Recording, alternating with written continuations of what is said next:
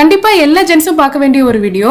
எல்லாரையும் சொல்ல வரல, ஒரு சில பேருக்கு மட்டும் இந்த விஷயங்கள் தெரியாதவங்களுக்காக சொல்றேன். என்னன்னா, வீட்டில் இருக்கிற டாய்லெட்ஸை நீங்க யூஸ் பண்ணும்போது நீங்க யூரினேட் பண்றீங்கன்னா உட்கார்ந்து முடிஞ்ச அளவுக்கு உட்கார்ந்து யூரினேட் பண்ண ட்ரை பண்ணுங்க.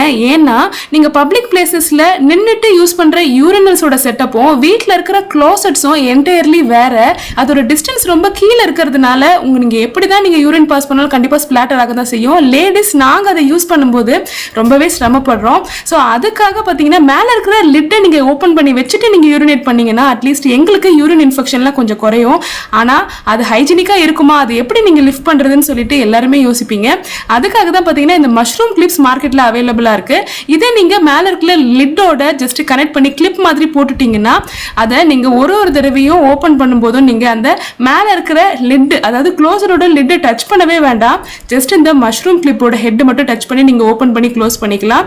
ஸோ இதனால நிறைய பெண்களுக்கு வசதியாக இருக்குங்க. ஏன்னா நாங்கள் அது மேலே உட்காந்து யூஸ் பண்ணுறோம். ஸோ எங்களுக்கு பார்த்தீங்கன்னா ஈஸியாக இன்ஃபெக்ஷன் ஸ்ப்ரெட் ஆகிடுது. உங்கள் வீட்டில் ஆம்பளை பசங்க இருக்காங்கன்னா அவங்களுக்குமே இதை சொல்லிக் கொடுங்க. இதோட லிங்க் வேணும்னா வியூ ப்ராடக்ட்ஸில் கொடுக்குறேன், செக் பண்ணுங்கள். பை.